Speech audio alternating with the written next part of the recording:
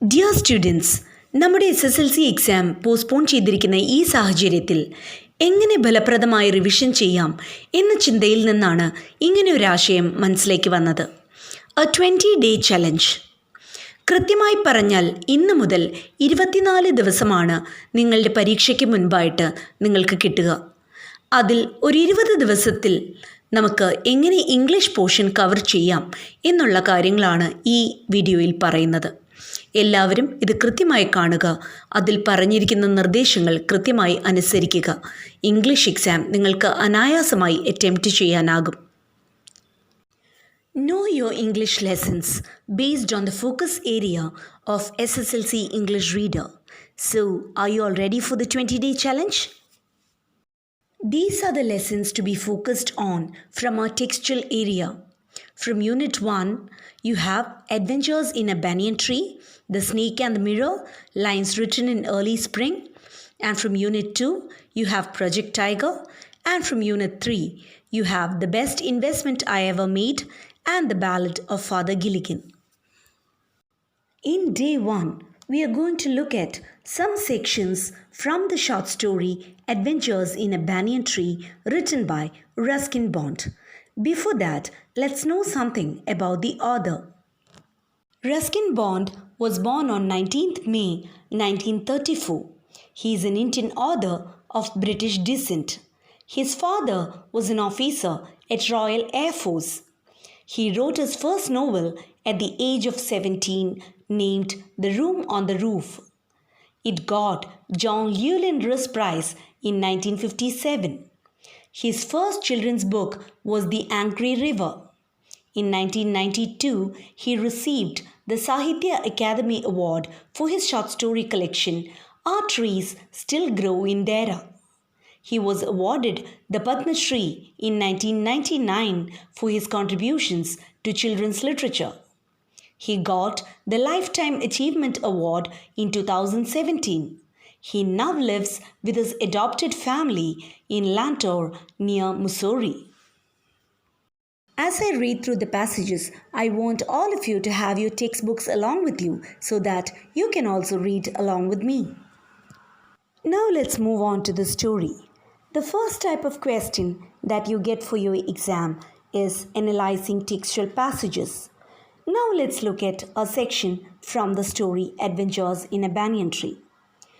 Though the house and grounds of her home in India were grandfather's domain, the magnificent old banyan tree was mine, chiefly because grandfather, at the age of 65, could no longer climb it.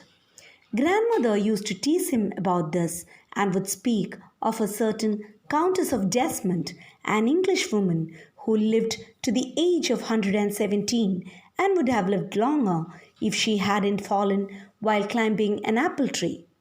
The spreading branches of the banyan tree, which curved to the ground and took root again, forming a maze of arches, gave me endless pleasure.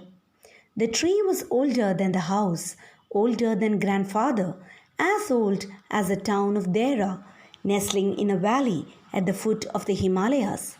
My first friend and familiar was a small grey squirrel. Arching his back and sniffing into the air, he seemed at first to resent my invasion of his privacy. But when he found that I did not arm myself with a catapult or air gun, he became friendlier. And when I started leaving him pieces of cake and biscuit, he grew bolder and finally became familiar enough to take food from my hands. Now let's see the questions that come in this section. Where did the boy like to spend most of his time? The boy liked to spend most of his time on the banyan tree.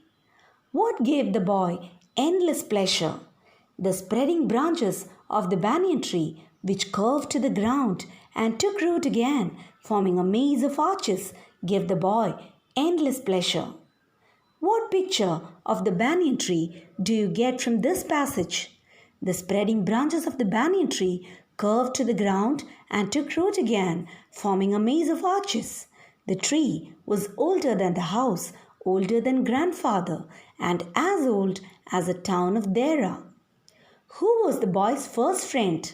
The boy's first friend was a small grey squirrel. Why was the squirrel not happy with the boy at first? At first, the squirrel resented the boy's invasion of his privacy. But when he found that the boy did not arm himself with a catapult or air gun, he became friendlier. How did the author try to become a friend of the squirrel? He started leaving him pieces of cake and biscuit. Now let's move on to the second section. Before long, he was delving into my pockets and helping himself to whatever he could find.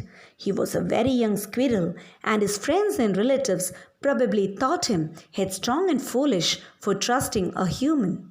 In the spring, when the banyan tree was full of small red figs, birds of all kinds would flock into its branches.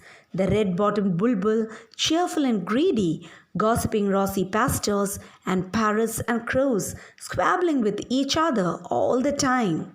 During the fig season, the banyan tree was the noisiest place on the road. Halfway up the tree, I had built a small platform on which I would often spend the afternoons when it wasn't too hot. I could read there, propping myself up against the bole of the tree with cushions taken from the drawing room. Treasure Island, Huckleberry Finn, the Mowgli stories, and the novels of Edgar Rice Burroughs and Louisa May Alcott made up my bag of very mixed reading. Now let's look at the questions from this section.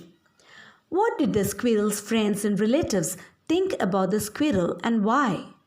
The squirrel's friends and relatives thought that he was headstrong and foolish for trusting a human because they feared that a human might harm the squirrel. Why does the boy say that the banyan tree was the noisiest place on the road during fig season? During the fig season, the banyan tree was full of small red figs, and birds of all kinds would flock into its branches.